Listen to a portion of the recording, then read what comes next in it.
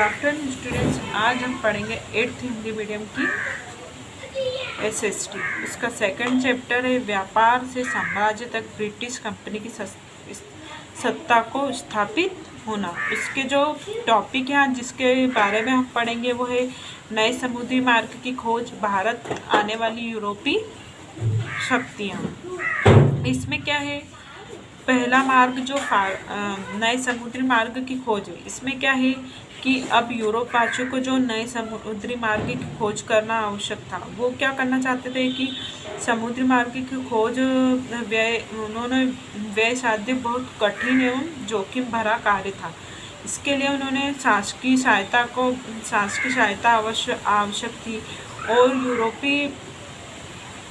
यूरोपीय शासी नाविकों ने यूरोप के महत्वाकांक्षी शासक को पोप का स्वर्ण गौरव तथा ईश्वर के आकर्षक अपने सपने दिखाकर उनकी सहायता प्राप्त की। यूरोपीय राज्यों को नए संभावित मार्ग से व्यापार में तीव्र वृद्धि की आशा थी। उन्होंने क्या सोचा था कि इस मार्ग से हमें व्यापार अपना व्यापार उसको बहुत ही तीव्र वृद्धि से चलेगा। इससे कर से प्राप्त आय में वृद्धि होगी। अफ्रीका एवं एशिया के काफिरों को ईसाई बनाकर दूर के इलाकों में ईसाई धर्म का प्रसार होता था। इसमें भारत के लिए जो नए मार्ग की खोज शुरू की, उसमें स्पेन निवासी कोलंबस पहला यूरोपी था जिसने भारत का मार्ग खोजने का बड़ा बीड़ा उठाया था।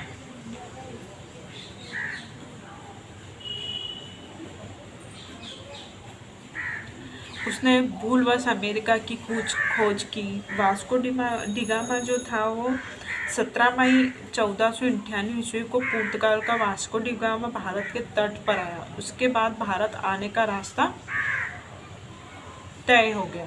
उसने भारत के पश्चिमी समुद्र तट पर स्थित कालीकट पहुंचा और इसके बाद कालीकट के शासक जो जमेरीन थे उनका स्वागत किया। भारत में आने वाली यूरोपीय शक्तियाँ, इसमें क्या है, भारत में आने वाली यूरोपीय शक्तियाँ, इससे अपने पुर्तगाली कौन थे, यूरोप से जो आए हुए पुर्तगाली पहले यूरोपीय थे, वो भारत तक सीधा समुद्री मार्ग की खोज के लिए आए थे। पुर्तगाली सोना चांदी भारत लाते थे और यहाँ विभिन्न जो भी मसाले थे, यहाँ के जो विभिन्न मसाले थे और जो उनके वस्त्र थे, वो क्या करते थे, वो ले जाते थे और उनसे क्या करते थे, मुनाफा कमाते थे।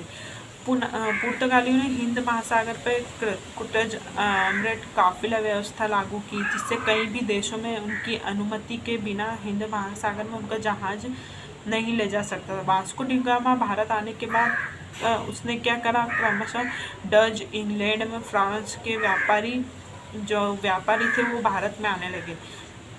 इन देशों को धनी व्यापारियों ने 17वीं शताब्दी में कई वाणिज्यिक फैक्ट्रियां स्थापित की। इन्होंने पुर्तगालियों ने भारत के जो मध्य एक व्यापारिक मार्ग थी उसकी भी खोज की। भारत के साथ साथ उसने सबसे पहले व्यापार उन्होंने ही शुरू किया था। भारत ने सबसे पहले व्यापार किसने शुरू किया था, यूरोप ने।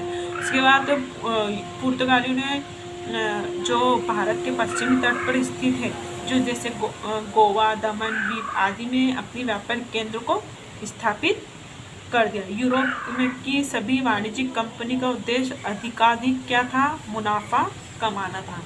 इसके लिए जरूरी था कि भारत में न्यूनतम कीमत पर सामान खरीदा जाए, फिर उसे अधिकतम कीमत पर कहाँ बेचा जाता था, यूरोप में बेचा जाता था। इसी प्रकार भारत का उपनिवेश बनाने का कारण ये भी था कि जो इस सदी के 18वीं यूरोपीय देशों में व्यापार भारी लाभ कमाया गया। उसने इन देशों पर व्यापारिक वर्ग का राजनीतिक महत्व बढ़ा और शासन व्यवस्था में इसका बोलबाला हो गया। 18वीं सदी में क्या हुआ कि इंग्लैंड के औद्योगिक क्रांति का समय था। उसने बड़े पैमाने पर कारखाने लगाए थे। उसके जो कच्चे माल थे, जैसे मुख्यतः कपास की जो आवश्यकता होती है, वो कारखानों में तैयार कर माल की बिक्री हेतु बृहद जो भी बाजार थे उनकी ज़रूरत थी, क्योंकि इंग्लैंड में ना तो उत्पादित माल था और उसकी जो आवश्यकता से कहीं अधिक था। इन दोनों उद्देश्यों में हेतु भारत एक आदर्श था। भारत के पास जो कपास के कच्चे माल की जो आपूर्ति थी, वहाँ भारत की बृहद जनसंख्या बाजार का काम कम कर सकती थी। यूरोप, जो भारत से ले जाकर यूरोप क्या करता था, हमेशा जो नकदी फसलों को ले जाकर वो क्या करता था, ऊंचे दामों में बेचता था। वो इंग्लैंड से बनी वस्तुओं को भारत के दूर दराज इलाकों में पहुंचाने तथा कच्चे मालों को इंग्लैंड तक पहुंचाने में सुविधाएं करता था। इस समय भारत में जो यूरोप की जो दो व्यापारिक कंपनियां महत्वपूर्ण थी, वो पहले ब्रिटिश ईस्ट इंडिया कंपनी एवं दूसरी फ्रेंच ईस्ट कंपनी थी। इन दोनों के मध्य भारतीय व्यापार का एकाधिकार करने हेतु रस्साकशी चलती रहती थी। ये चैप्टर का मैंने यहाँ तक आपको समझा दिया। इसके आगे का चैप्टर मैं आपको नेक्स्ट वीडियो में समझाऊंगी। तो आपको क्या करना है, इस चैप्टर को पढ़ के रखना है। Thank you.